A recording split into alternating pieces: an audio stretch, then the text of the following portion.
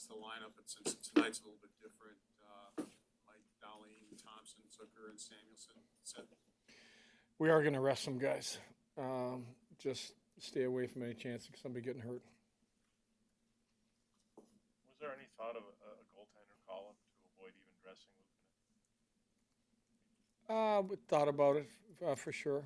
I mean, that's really going to the far side, but didn't really think we needed to. How much of these guys just need a rest? I think a bunch of them have played all 81 games so far, and they play big minutes. I mean, just how much they need it, I guess. Just like I said, I think there's two parts to it. The part about accidental injury is real. I mean, Dallas last year lost one of their top players in the last game of the year. So there's examples of, why take a chance when you have nothing to gain, and how bad you could look if you did put somebody in jeopardy that you didn't need to. Now that you finally know, what's your initial reaction about getting Boston? We're going to play a good team. And I've said this, there's no bad teams left. You know how tough the division was, and for them to be there just tells me they're a good team. We didn't play well early against them the last couple of games. I thought we played a lot better. They got a couple guys that are dynamic on the scoring side. The goaltending is good. They got a good defense. They got a good team. So we've got to be ready and prepared to bring our best. A lot is made about experience and playoff experience, but I still recall Ryan Miller in 06, just before the playoffs began, saying, "Why not us?" What gives you the belief that you've got the right mix of experience and to make up for the inexperience of playoffs in that room? Well, just the fact this group got us here.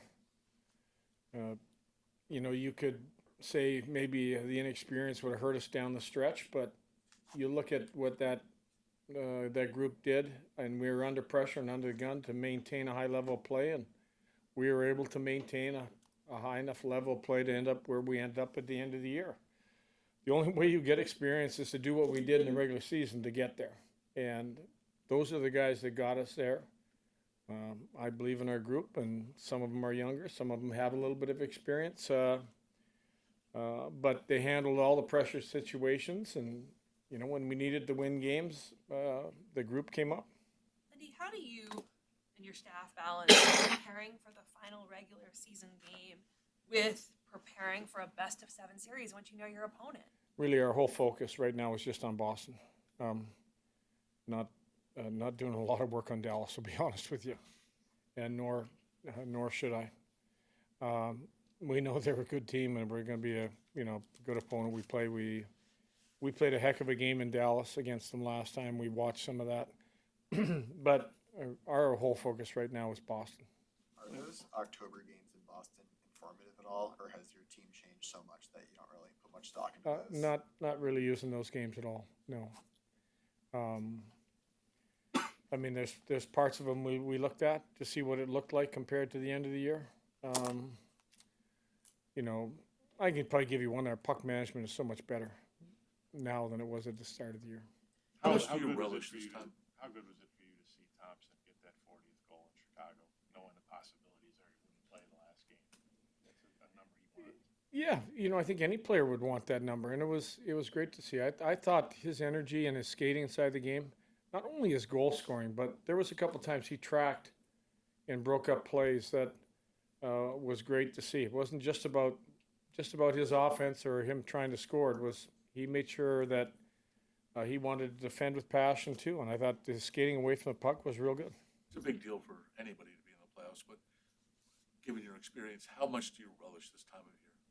Oh, I mean, I'm excited that we get another crack at it here.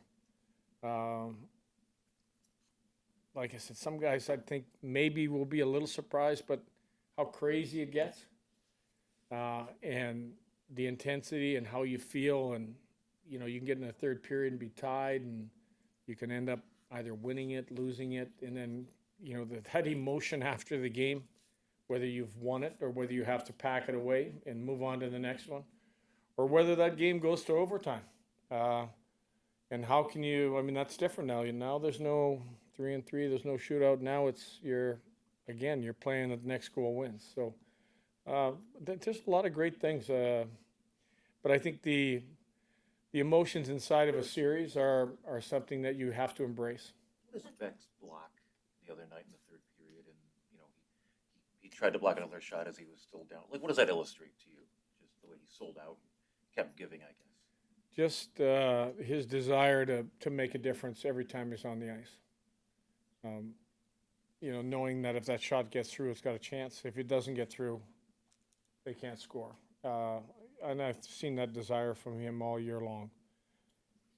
He's probably the number one guy when we're showing block shots. He's probably the guy that gets highlighted the most. Timmins missed a lot of time this season. How have you seen his progression, being able to ramp up and get ready for this playoffs? Yeah, I thought last game, a real solid game in Chicago. Just getting back. Gets another opportunity tonight, but I spent a lot of time getting ready after breaking his leg, and now I thought he looked good. Talking about his physicality, but in his size. But what else does Stanley bring to your lineup that really you felt is implemented since he's gotten here? I think when he's on his game, his puck moving is real good. He can take away a lot of ice, defending wise, just with reach and positioning. But I still think number one, big man that is going to be there for everybody. You mentioned your focus is on Boston. How much does it ease your mind that Dallas's focus is probably on Minnesota? Yeah, well, I think you can look around the league and you can watch these games the last couple of days, and you can pretty well dictate which game is, just basically be let's get through the game by both teams. A lot of people talk about the way you guys play. There was that river hockey quote that got thrown out a few weeks ago. Like, how excited are you to see just your guys bring that style to the playoffs and kind of show that you can play that brand of hockey too? I think, again, I don't know exactly what that is when they refer to it, but, we're a group that is highly dictated by our defense being involved. And if you look at the start of the year when I think we scored one goal, maybe no goals, or 1-1-2. The reason we lost to the Rangers to start the year, we didn't score. The strength of our team is our defense creating situations where it's not easy for the other team to read where we're going to be in the offensive zone. It's calculated risk. We've gotten really good at our forwards, making sure that we cover for our D. And I know you've seen goals, and they're probably referencing goals where, one D is shooting and the other D is tipping it at net front. But if you look on the other side, there's a forward standing at the point in his place. So now some coverage has there's got to be switches, and during those switches, a lot of times you're breaking down coverage. Probably as simple as that. What took so long for not the buy-in, but what took so long for that to transform from that slow start? Oh, yeah. Well, I still think we had a lot of bodies missing. And I'll just go back. No Norris, no Kulik, Darlene with what he was dealing with. Our goaltender was in and out. A lot of pieces came back together when we really got on a solid run. But you can look at I think we won 3, and then we lost 3 in overtime. We lost to Toronto. We lost to Columbus. We were playing good hockey. We just didn't quite win, string those together. But you could see it was there. The Toronto game in Toronto, we had the lead. I think we only gave up one chance in that third period. Played really solid defensively. That chance went in. And they went on to beat us in overtime. But there was a lot that we liked about a lot of the game. So it wasn't that all of a sudden we turned something on. It was pretty close. We got healthier. Darlene's game, he got back. He was away for a while. He got back again. Our goaltending, even though we had some injuries, they stepped in. Lions play and Ellis stepping in and helping us win games. I think all of that pieces everything together. How are you feeling about Osland and Lyon for this weekend? Lyon feels a lot better. Osland is really close. I'd say he's still in that doubtful category, though. Lindy, as you prepare for Boston? How do you condition your team to go from playing a different opponent every other night to playing the same opponent for a maximum 7-game stretch?